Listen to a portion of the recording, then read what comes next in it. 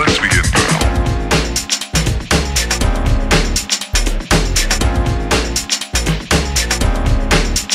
What?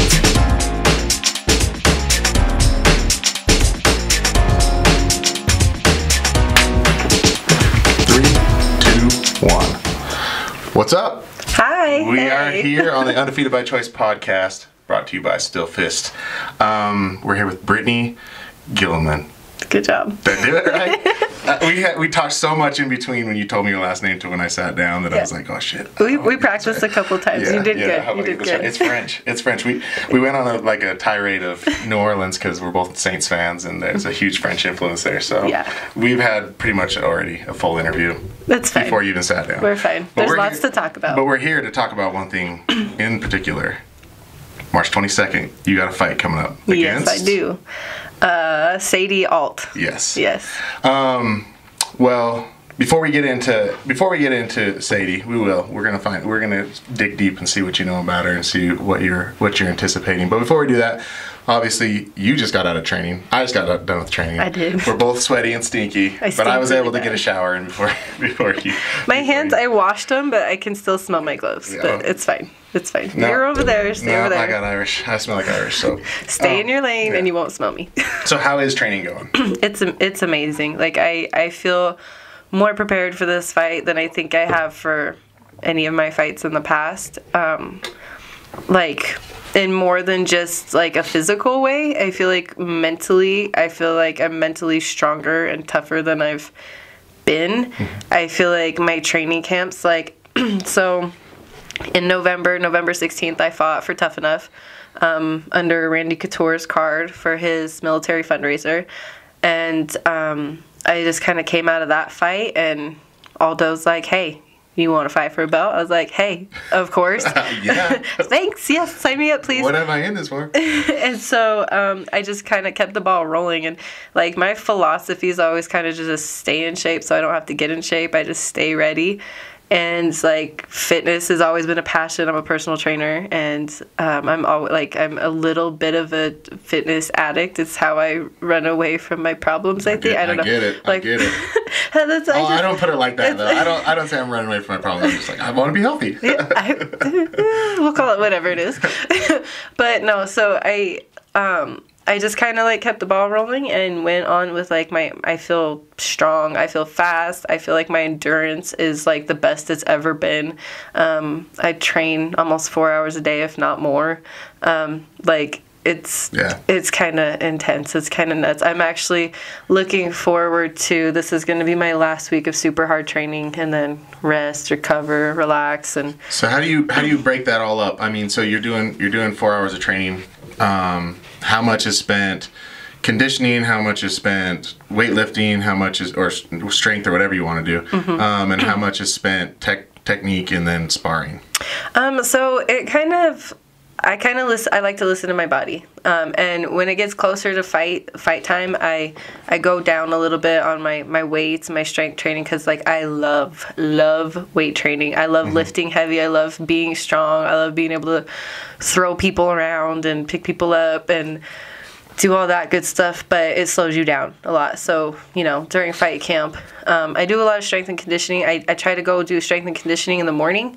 I usually do an hour to 2 hours in the gym, and then I hit cardio every time. I love cardio. Cardio is king. I am a cardio queen. Are you? I'm a cardio queen. You're a cardio diva. You're like, this is me. I'm like, living my best life. Yeah. taking selfies. Living my best life. Yeah, that's me. So like I don't like cardio, honestly. Like it's probably because of my weightlifting. I don't like cardio, but I do it.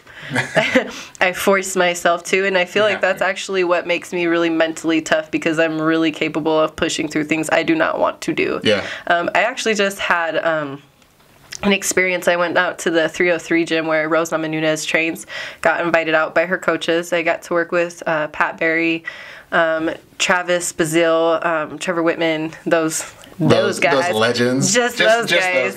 No big deal. It's fine. Yeah, we're fine. Just Pat Berry. No, but like I walked in and I had just driven like 9 hours and like got there like 10 minutes before the class started, went up. He's like, yeah, hey, we heard of you. Like, welcome. He's super sweet. And then he goes, this is the deal. You go hit that heavy bag as hard as you can for an hour. And if you stop to drink, if you stop to take a breath, if you stop to catch your air, you can get out of my gym and never come back. I was like, wow. I was like, I can do that. Yeah. I can do that because I can push through that kind of stuff. Like, it sounded intimidating, but I broke it down in my head, and I was like, no, you do this kind of stuff every day. Yeah. You're fine. Yeah. And so I went and I did it, and, like, at the end of it, the best feeling in the world is having Pat Barry come pat me on the back and tell me, you're amazing. That was awesome. Welcome to the team. I was just like... Thank you. I made it. I'm going to hang up my gloves for tying. Yeah, like, where's my belt? Yeah. I'm just kidding. Wow. No, but, yeah, no. And then, like, like, the training that we were doing out there, I was out there for about a week, and it was hard, intense MMA sparring, different levels of jiu-jitsu, different types of jiu-jitsu. That one thing that I do. It's not. It doesn't count unless you say it like that. Yeah, exactly. That's how that's how you know. It's because I've been hitting the head a lot. That's the Brazilian way to say it. Yes, it's the fancy way. No, but yeah, it was a crazy good experience, and like the way they were coaching and the way they push you is super intense. Like, it was next level stuff, and it was such a good experience. Yeah, I wanted to ask, what is this? Because you come from a very good camp here, a very good established camp here in Utah in One Hit. Yep. But what is the difference in going to a camp when you have Pat Barry and all those other, everyone else? Does it feel different? Does it feel different because they're on the main stage, or is it actually different? I think it feels different, not because of the coaches, because at One Hit we have amazing coaches. Yeah. And we have amazing coaches who will push you, who will work with you. They take time. They take one-on-one time. Like Aldo has pushed me to breaking points that it's like, it's insane. Yeah. It's nuts. Like, he does such a good job. Jarrett Kelton, he's my my Muay Thai coach, and he'll make me go to Vasa. He'll meet me at Vasa, like, extra work, like, just because he knows, like, what this fighting means to me. I feel like the difference was the team. Like, we have a great team as well. We have fighters going to Bellator, LFA. We have people who've gone to the UFC out of our gym. Like, we have a really amazing program, like, for beginners all the way up to people who are looking to take it to the next level. Yeah. I felt like the biggest difference was that everyone that was at that gym was, like, a purple belt or higher in jiu-jitsu, and so I'm going in there and I'm just like, hi guys. And honestly, like, there wasn't that great of differences. I think it was just being in a new gym and rolling with new bodies, and I think that was the most I got out of it. There's a lot more females out there as well, because we have Maddie, obviously. She's like one of my main training partners, and she actually just fought the girl that I'm going to be fighting, Sadie Ault, and she did very nicely, very well. And then she got to go make her pro debut on the stage with LFA and did amazing. Like, did super good, super proud of her. But right now she's out with an injury, and so I haven't had a whole lot of females to train with, and so that's kind of why I went out there, to just get some female work. Yeah. And I feel like it was just rolling with new people, sparring new people, and the hard sparring. Like, we go hard at One Hit. Yeah. But it was, like, next level hard. And they don't spar with, like, the boxing gloves. It's, like, MMA sparring. Oh, really? It's grappling, pummeling, takedowns, positioning. It's punching, getting punched with MMA gloves in the face. It's a fight. Like, literally a fight. And they, like, take rest days before sparring to prepare for that sparring. Oh. Like, so, they treat it like a fight, you know? So how many times do they spar hard in a week, would you say? What do you think? Well, and it kind of depends, because they have, like, their levels there, which is a little bit different, too. Like, we kind of have, like, our main team, and we all kind of work together and grow together. They have different levels. Okay. And they'll have classes from, like, 5 a.m. to, like, 8 at night, and it's all throughout the day. And it's, like, level 1, level 2, level 1, level 2, and then I was with, like, the MMA camp, where they have, like, a camp for just, like, kickboxing classes and that kind of stuff. It's separated. Yeah, yeah. So there's, like, specifically classes for MMA fighters. And so that was different, because, like, everyone that you're going with is really good. Yeah. Like, not that people at our gym are terrible. Like, Right. most of the people we have are, like, they're good. They're Yeah. decent. But it's like, there's also those people, like, you know, you can kind of rest in between. Yeah, You you're can, like, oh, this is like my cardio version. I'm just gonna tune this person up real quick. Yep, exactly. And then, like, no, not there. Like, you better be on point because everyone is tough.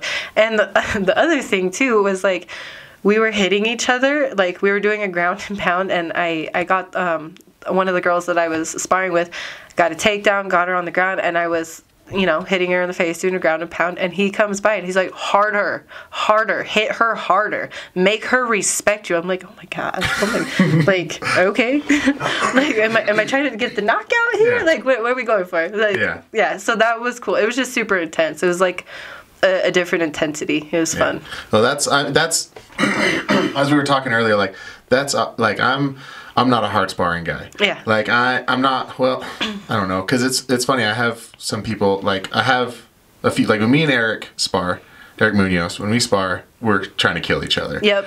But with pretty much everybody else, I'm like, I'm not, because unless you're training and getting ready for a fight, I'm not going to come at you full speed. I'm not going to be shooting takedowns on you. I'm not going to do a lot of that.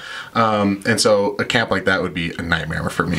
That would be an absolute nightmare. But hanging out with Pat Barry would be pretty cool. Yeah. Because he's from Louisiana. Yeah. So I'm sure we're both Saints fans. And he's like one of the nicest and meanest guys ever. Like at the same time. It's like, I like you, but like, Oh, there's that classic clip of him yelling at Rose in between a he's intense. Yeah, in between a round, and he's like just in her face, just yelling at her. She's like, looks like a little kid. Then she goes out and dominates. Like that's what she needs. He gets in your head. Yeah, he has a way of like, I'm gonna be comfort to you, so you trust me, and then I'm gonna rip you apart so I can get what I want out of you. Yeah, and it's a trust, and it's I think like, when he's yelling at you like that, you know that he's yelling at you because he cares. Yeah. Like, you know he's yelling at you because he wants you to be the absolute best, and he knows that you are not pushing to your potential. Yeah. Like, I think that it all comes from a good place, and it comes from a place of caring, and when you work with him, you know he cares. Like, and like that first day when he told me, like, if you can't do this, get out of my gym. It's because he wants hard workers. He wants people that he trusts will push through things and work just as hard as he is. And when he sees that you're a hard worker, he's going to work hard for you. Yeah. So is that the type of coaching? Because everybody, I mean, I've studied coaching for a long time. I coached football for years and years. And everybody reacts differently to a different style of coaching. So is that the style of coaching that you respond to the best, or is yes, or like, so is that what you get? Is that because you when you were messaging me, you're talking about how much Aldo means to you. You've already brought him up, how he's brought you along, and how you trust him. Is that the same type of relationship you have with him, or is, because I've never seen him get on it, but I've never been in a camp. He's never with you guys. He's never mean. He's never mean, but he'll pull me aside and go, Brittney, you need to work on this. Yeah. And that's his Brazilian accent. And like he'll pull me aside and tell me what I need to work on, and I'll go do it. And then what I really love about Aldo is the positive reinforcement.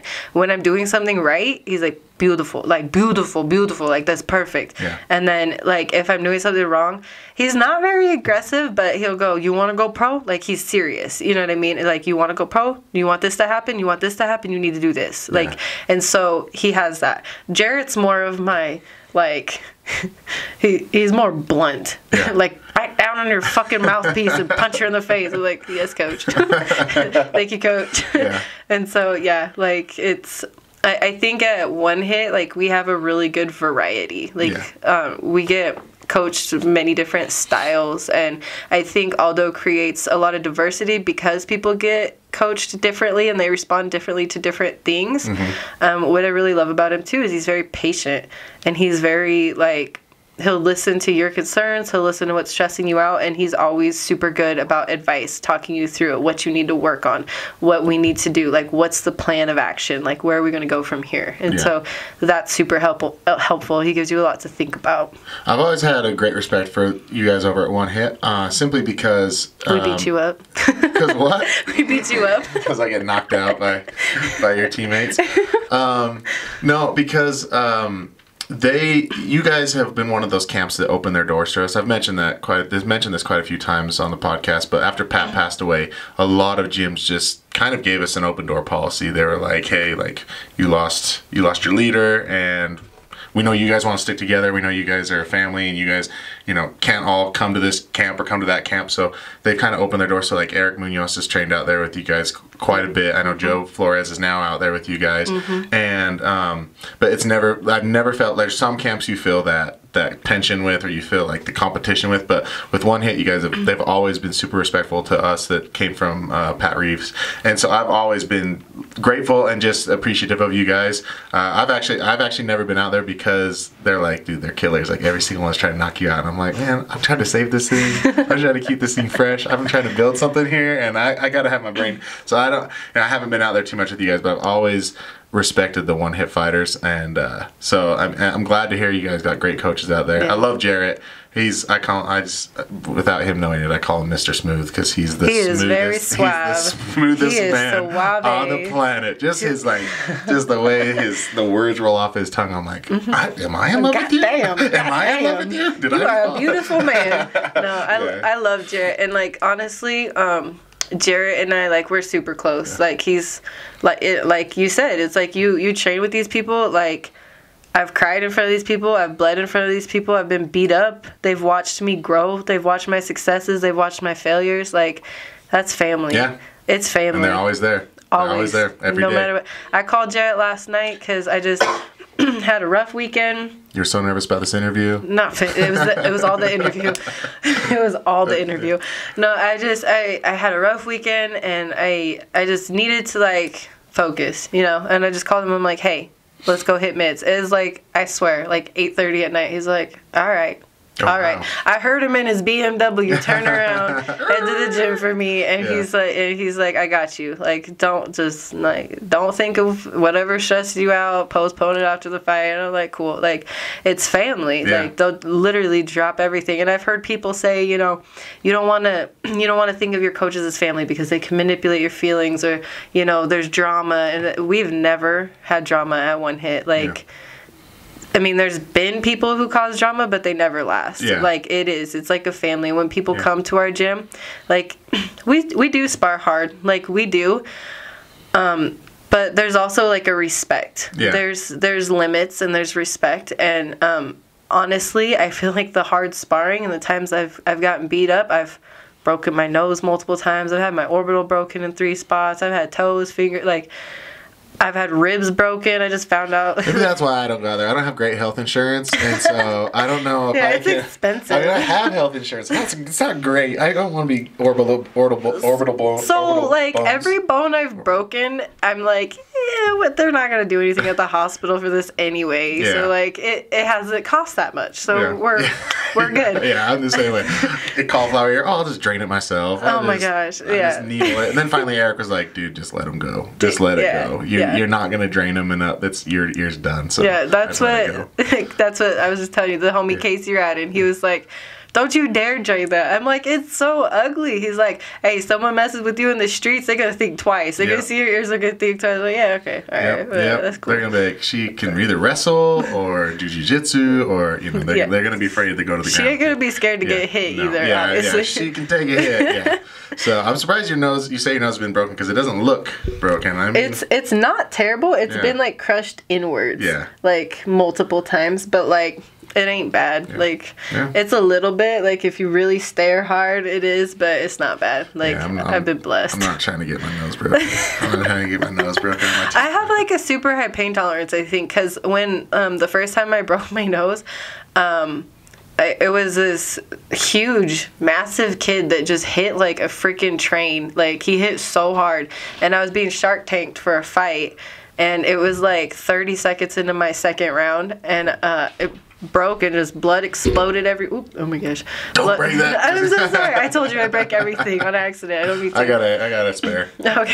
Hey, good. Okay, I don't feel bad now. No, but he broke my nose and there's blood everywhere, and I was like, yeah, no, I'm fine. I'm good. And then I ended up sparring like 25 minutes or some crazy amount of time with it, and I kept getting hit. I was like, ooh, that's sore. Okay. That's a sensitive. Ooh, that's a little tender. But it wasn't until like 2 days later, I went to blow my nose and it just collapsed in, and all the bone and cartilage and everything literally sounded like gravel. I was like, oh, okay. Well then. Would be my nightmare. Yeah. It was fine. 2 days later, all of a sudden my nose collapses. I would be like, what do I do with myself? I'm falling apart. Well, Aldo told me one time, because I was like, I'm pretty sure I just broke my toe. He's like, no, you be crying. You be crying. I'm like, I've broke quite a few bones. I've never cried. He's like, no, you be crying. It was broken. Yeah. It was broken. Yeah. So, but yeah, it makes you tough, I think. Yeah. Yeah. Just like the concept of like the hard sparring too. Like we're known for that, and like where I think sometimes it's too much. Like I think you also need light sparring so you can work technique. You can work range. You can work, you know, your in and out and your angles and all that stuff without being scared that you're gonna get your freaking head kicked off. Yeah. I think that's good, but I also think it's really good to be in a fight. Yeah. Because that's what we do. We get in a cage. We need to learn to not be dramatic when we get hit. Like, you're in there and you're going to get hit. You're going to get caught. You can get knocked out. Anything can happen. Respect the other fighter. They know just as much as you. They're training just as hard as you. Like, respect it, you know, and, like, work out of it. You know, I think the hard sparring makes you a better fighter. It prepares you. Yeah, it absolutely does. It's something that you need. Like I said, I don't try to do it all the time, but when I do it, you know, it's with, you know, it'll be with Eric or someone that a lot of the guys that we train with are considerably smaller than me, and so I'm not trying to go crazy on Sometimes it's just what you need for a confidence boost. It's okay. Just knock someone out. Like, oh my gosh, I accidentally knocked someone out. 135er, yeah. No.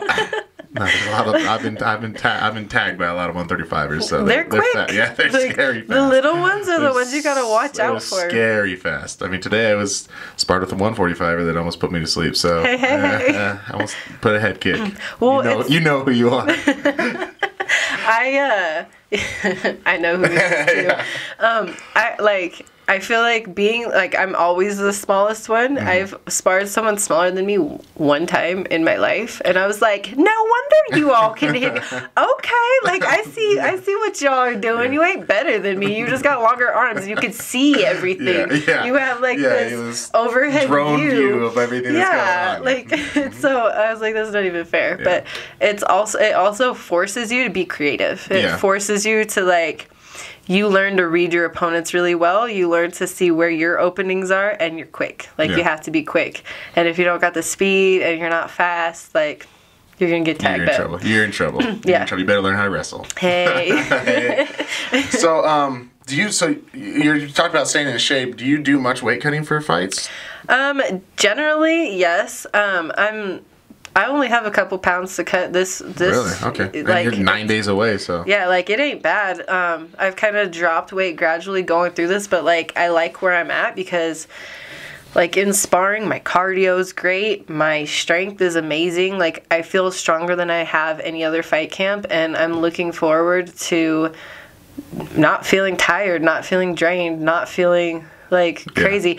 And it doesn't scare me to, like, because a lot of people have that mentality, like, I want to walk around like 10 pounds heavier than I'm going to fight at so I can bulk up with water weight the next day and be strong. Like, yes and no. There's a lot of research going on in the UFC that shows how bad that is for your brain, how much more likely you are to get knocked out. You're not going to be able to take punches as well. And so my last weight cut, I kind of did it similar, and I felt so good. Like, I felt so great. And, like, even in practices and stuff, I'm strong. Like, I not to be cocky, not to be conceited, but, like, I also am confident. I'm confident in my abilities, and I know where my strengths are, and my strength is one of them. Like, so. Well, that's, I mean, you're hit right on, you know, because weight cutting is always something for me. Like, when I did my weight cut, it was easy. It was an easy weight cut. I wasn't dehydrated because I know it takes 24 hours for your brain to hydrate. So if I do a weight cut and then I try to fill my body full of water, my brain is still dehydrated and still trying to catch up. I'm going to be slower. So I was very meticulous with my weight cut, and I try to, anybody that I work with, I try to do the same. Like, get as close as you can. I mean, there's not a benefit. There's not really I haven't seen a huge benefit for a fighter going in heavier than the other fighter.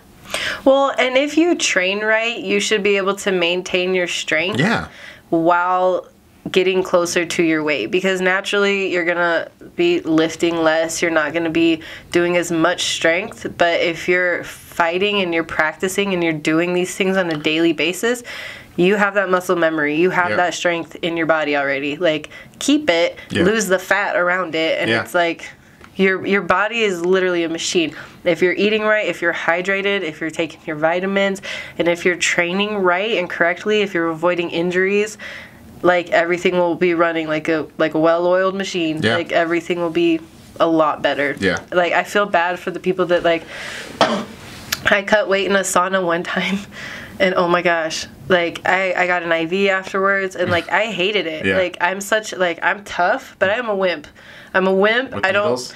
No, not with needles, with saunas. Like, I don't want to be in there, like, for, like, 2 hours sweating. Like, who wants to do that? And, like, same with ice baths. I'll do it. I love being hot. Oh my god. I like the summer, but, like, I want to be tanning and, like, by a beach. Like, I like that kind of heat. But, like, no, I'm not about, like, I love the sauna for, like getting toxins out of my body, for sweating, for cleaning my body out. But, like, when it comes to cutting weight, I feel like it's harsh. It's really harsh on your body. So I was just thinking yesterday, I was like, man, I want to have, like, a Zumba class in, like, a sauna where I'm, like, dancing, because I'll talk about this now for the rest of my life. I love to dance. I love to dance. I love to dance. We are going to have so much fun when we meet up and go to Saints games in New Orleans. Yep. You're going to meet my best friend. We're, like, the best dancers in any club ever. Like, we're always, like, the best at, like, we can have a dance off. You're going to have some competition. We can have a dance off. I've yet to lose. I've had quite a few people step up to the plate. Can you salsa? No. Okay, no. I win. Okay. I win, because I can fake salsa. I can move my feet. I can fake salsa. I'm not, like, a technical dancer, but I can find the rhythm pretty quick. Okay. And I can. Okay. You're not like the awkward white boy. No, I am. I get quite a few compliments when I go on the dance floor. Well, good for you. You're still not better than me. I'm sorry. That's my claim to fame. I go out on the weekends, and when I go out, and I get quite a few compliments. And I'll be there by myself. I'm not even dancing with anybody. I'm by myself. Yeah. I'm the same way. Like, everyone will be over at the bar. I'm like, what are you doing? You're so boring. Oh my gosh. Have you heard the song that's playing? Yes. How are you? Like, in practice, I'm the same way. Jarrett always talks crap to me, because he's like, ninja, because, like, he always calls me the ninja. Calm down, focus. Because, like, we'll be sparring. We'll be sparring, and, like, Drake comes on, I'm like, No, I'm the same way. Like, that was one thing Pat was like, dude, if you can dance, you can fight. Yeah. If you can dance, you can fight. Feel the rhythm. It doesn't work the other way around, though. No. Because I know a lot of fighters that have zero rhythm. Yeah. I tried to tell a kid that was training with us that. I was like, dude, if you can dance, you can fight. Come out with me one night. And then he was like... he was like fight dancing. He was like punching. And I'm like, no. I didn't say fight dance. I said if you can dance, you can fight. It's not a dance battle. He was like people were like clearing out of the way because like, is he fighting somebody? I was just like, oh. We don't know. I don't know this guy. I don't know where he came from. I was like, he just showed up. Going over to the side. Like, I'm gonna just dance over here now. So, yeah. But yeah, I really wanted to do. I was like, because I love the heat so much. I was like, I want to do a Zumba class, not a Zumba class, but like a dance class in a sauna and just sweat like crazy. Like hot yoga. I love hot yoga. I'm not even gonna lie. I've done it. Like, I have Snapchats of it, like me and my best friend, like we love to dance, and when nobody was in there, like to get a workout, we're like, hey, Beyonce's on, and like, and you're gonna sweat like crazy. You're gonna be in there for less time, and it's fun. It makes it so your brain, you can get through it. Like, and you talked about being mentally tough, but that's one of those things is if you can go somewhere else in a moment like that, because it's miserable. If you can go somewhere else like a moment like that, I mean, it shows in your fights you can do that. I mean, when you're in a tough space and you can go somewhere else you can just be happy and not be scared. It's like I honestly think being happy and being able to like be positive, and it gives you energy. Like it gives you energy, and it like chills you out mentally, and like you can like. I swear, on my worst days, like, that's what I do. Like, I'm in my car, and I'm, like, dancing. I don't know if you saw my post the other day where I was speeding to work, and the cop, I was literally going, like, 85. And I look over, and it's a state trooper, and instead of pulling me over, he goes, slow down. I'm like, but, like... I'm wondering how long he's sitting there because I'm literally like rapping and singing, and he's just like this poor soul. Oh my gosh! But like, I don't even care. Like, I'm just gonna protect her by telling her to slow down. Yeah, like I'm like, thank you, officer. Thank you. I know you probably just think I'm a dork and you feel sorry for me. All right. In all honesty, we just had technical difficulties. We just lost about 20 minutes of our conversation. Wah, wah. Wah, wah, wah. Matt has an expensive camera that doesn't work properly.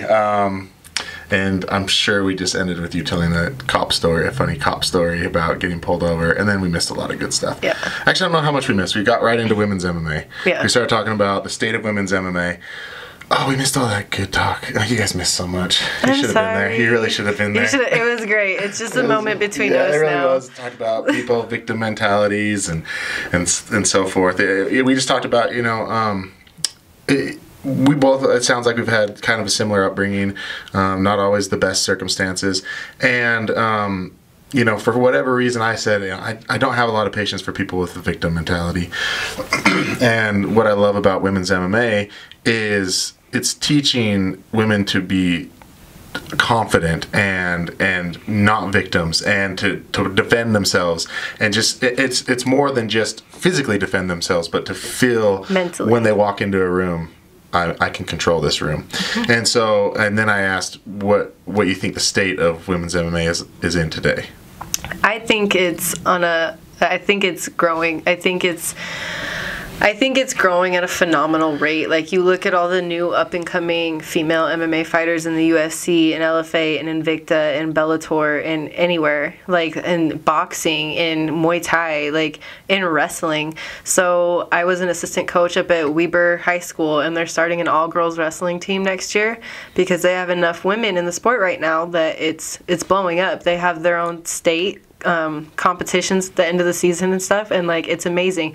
And what makes me so passionate about it and love it so much is that you see these young ladies who, a lot of them come in and it's their first year and they're awkward and they feel insecure.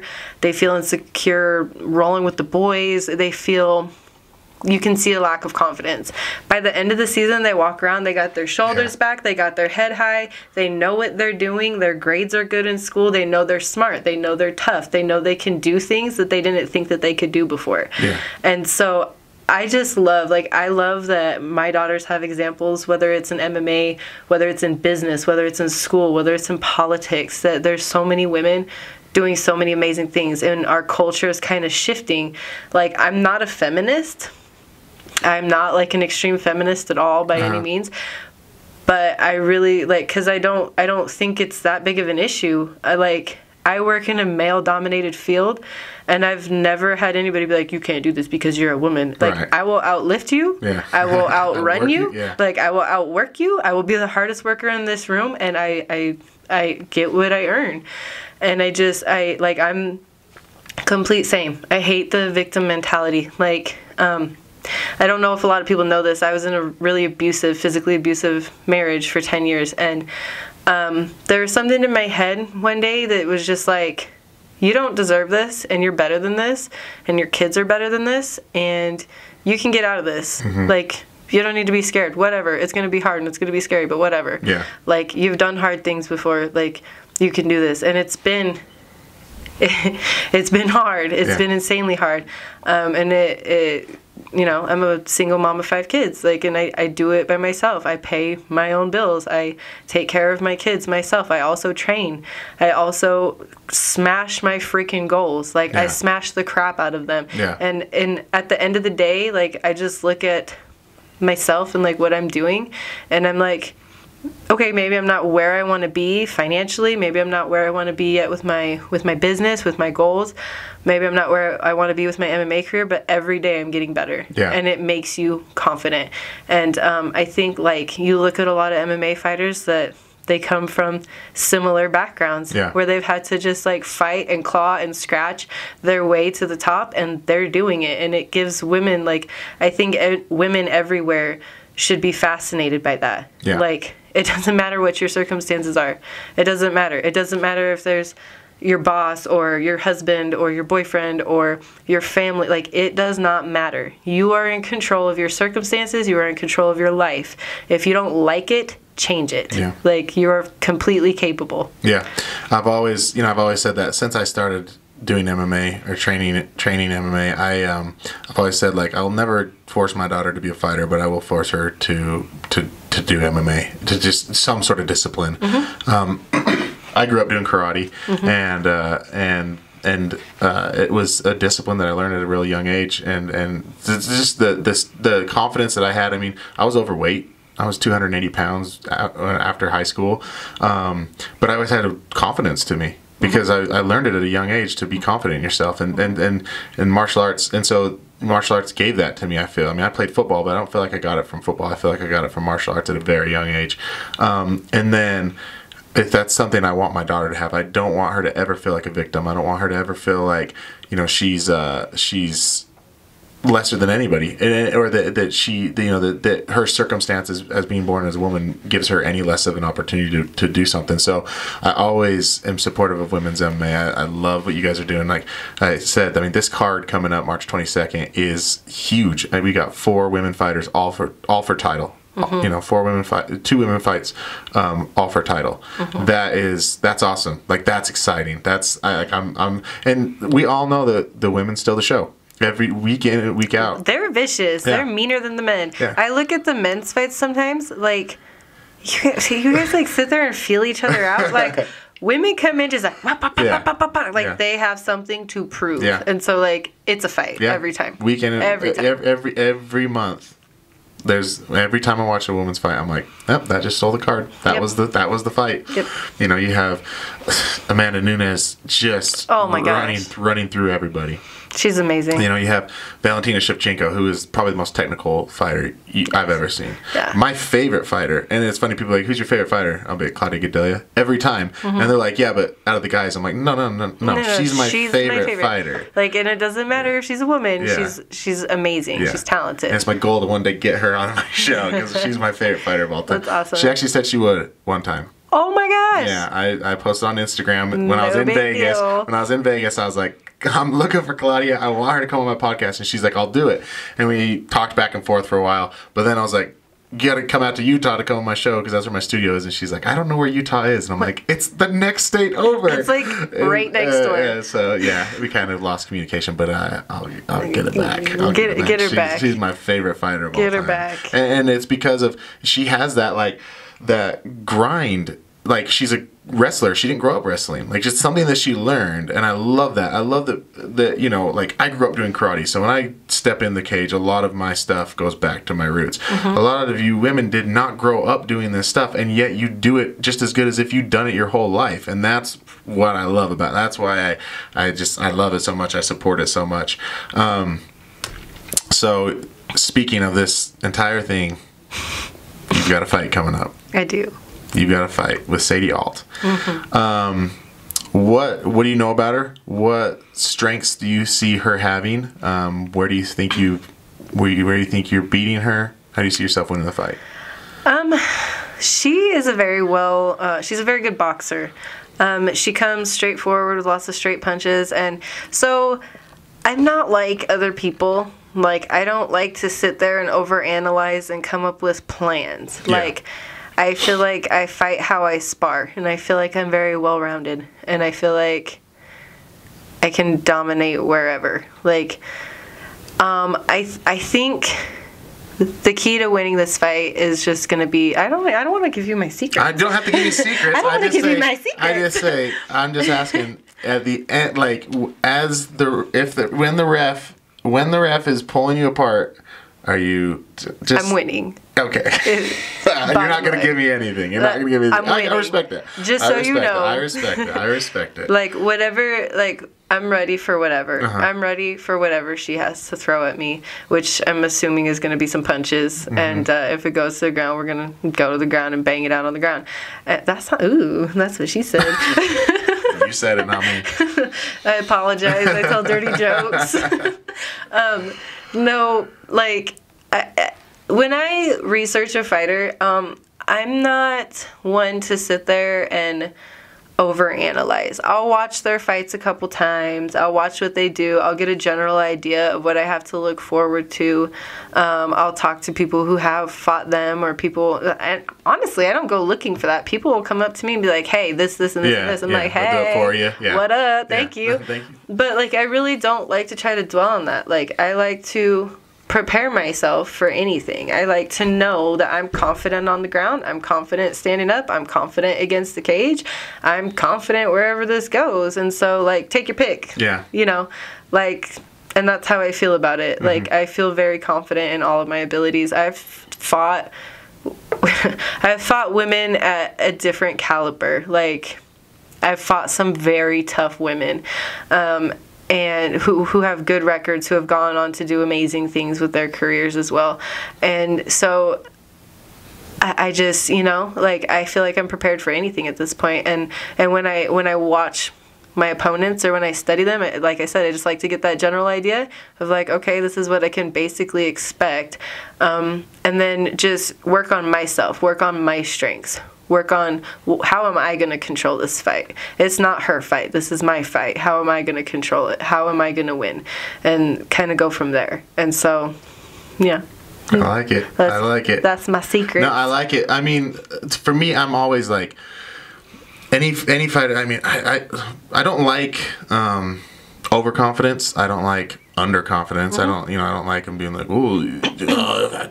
You rarely run into an underconfident fighter. You verbally being, but you can tell, like, they don't think they're going to win this fight. Yeah, for sure. And so what I love is a healthy respect of what they're capable of. Absolutely. And confidence in your own abilities. Yeah. And you hit that right on the head. I mean, you weren't like, she doesn't have nothing, because obviously she has something. Oh, she yeah. wouldn't be fighting for a belt if she didn't have nothing. But you're confident, and that's what I like. Yeah. That's what I love to see, because that's what's going to make a great fight. Yeah. You going in there thinking you're the best, her going in there thinking she's the best, and I get to sit back and enjoy it. And we're going to put on a great show. And, like, honestly, like, I don't know. Like, I've had pretty respectful fights, but, like, I have never been disrespectful to a fighter, and I would never disrespect anybody in this sport. Yeah. Because you have people who are overweight, out of shape, who are still training their butts off. Like, I know what goes into the training. I know what goes into a fight camp. I know the mental stress. I know the side of it, and I'm honored. I'm happy. I'm grateful. Like, I'm nothing but thankful and appreciative of this woman who is willing to step in a cage with me and put it all out on the line. Yeah. And, like, I have nothing but respect for that. And she's a very talented boxer. It's just, you know, I'm, as you said, like, confident wherever it goes. Yeah. So, well, with that being said, that you don't ever talk crap on your opponents, you don't ever trash talk them. In this era of trash talking, we're in this. The Chael Sonnen started it, and Colby Covington and Conor McGregor think they've mastered it, but it is all manufactured and just terrible. It's for sales too. It's for sales too, but it is kind of fun. So I'm gonna have a little trash talking segment that I do. But I'm so bad at trash talking. You're not gonna do it. It's already established for you. It's already established for you. And so this is. I don't know. Okay. I need to preface this. Okay. This is all for fun, people. This is all. We're not trying to hurt feelings. Okay.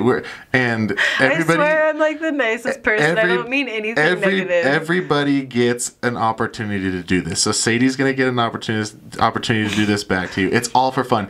If anyone gets their feelings hurt through this, I'm going to be very upset, because it's all for fun. Okay. It's just... I'm already sorry, and I don't know what I'm getting myself What I into. did is I looked up a trash-talking generator online. Oh, gosh. So it just generates something you're going to call somebody. You just say, you know... Who invented this? I don't know, but... people are mean. Who invented it, and then who looks it up and finds it? You. Me. I love it. You. I just feel like it's all fake anyways. All the trash talk's fake anyways. These people don't really hate each other. I mean, very few times you really have fighters that really hate each other. And so, but it's kind of funny. It's kind of fun. And this trash talking generator comes out with some pretty funny stuff. Oh, no. So, Sadie, you're going to have your opportunity to get back at her with the same thing. So please do not be offended by this. And anybody who's watching this, don't be offended by this. And if people absolutely hate this segment, this part of it, just just tell Turn me. away. Tell me in the comments. Turn away, and look I'll away. tell me in the comments, and I'll abolish it. I'll get rid of it. But I think it's hilarious. So I already feel bad. I'm gonna pull it up here. It's hilarious. The things that it comes up with. It's in my favorites. It saves. I'm trusting you to not make me look like a dick right now. So you don't even have to say her name. If you really don't want to be offensive towards her, you don't even have to say her name. You can just say, my opponent, March 22nd, is a... And then it will come. There's four. I gotta call them names. It's like personal like that. Yeah, it's trash talking. Oh my god, it's trash talking. It's I suck hilarious. at trash talking. It's done for you. Like I can either like sit there and like smile politely, or I'm gonna fight you. Like there's no. This is done for you. It's generated for you. So you don't have to come up with anything. This isn't your words. This is the internet's words. Some genius who came up with this insult generator. Who's probably rich off of insulting people. I don't know if they're rich because I didn't pay. I'm not paying money for this. Oh, okay. But I hope they're not. It's hilarious. So I'm gonna turn my phone over. There's a red line that says generate insult. Oh god. So all you have to say is March 22nd. I will defeat my opponent because she is a, and then read the generator. So there's pictures and then there's words under the pictures. They're kind of hard to see. Okay. Don't read the ones that are up there. Okay. Just hit generate. So. Okay, so I have to generate. Do you see the words? Yeah. Okay. Oh. It's so good. Look into that camera right there. That's your camera. Do I have to say all of the words? Yes. Like not in that order. In that order. Oh, okay. Is it? Okay, I feel okay saying this because this is clearly a joke. Oh, yeah. March 22nd, I am going to beat Sadie Ault because she is a crap banging doodle bag. What? See, that's easy. Okay, I don't feel bad that's about not as that. bad. It's funny. It's all. I don't know what fun. a doodle is. A doodle. Like, doodle. Is that poop? But it's a picture of poop. Like a duty? Like, a crap banging poop bag. Crap banging doodle bag. Like she hits poop and she is poop. Yeah. Like that's okay. See, it's not that bad. It's all in good fun. But I am going to take that clip and cut it and use it as the promo for this. So it will look like it's going to look like you're just straight up talking crap. No, I'm not going to do okay, no, that's fine. Because I feel like they'll be like, who is you? Like, what the hell? Who says crap banging doodle bag? This soft bitch. No. Sorry if I cuss. Am I not allowed to cuss? I'm sorry. Your fans are going to watch this. So if you swear in front of your fans, then... I'm sorry. Yeah, I'm sorry if there are children watching. They're your fans. Okay. Your fans are going to watch this. Okay. Like, my friends cuss. Yeah. So. I'm not worried about it. All right. I usually tell people before the show, I'm like, say whatever you want. Your fans are watching it. So if you swear in front of your fans, swear. I'm not offended by it at any means. I'm a sailor, but I'm also a professional. I don't swear. I'm a professional sailor. How about that one? There you go. All right, everybody. Brittney, thank you so much for coming, being the first guest under this Still Fist banner that I have in the Undefeated by Choice podcast. Everybody, come out to the fight March 22nd, the Union Event Center. Still Fist.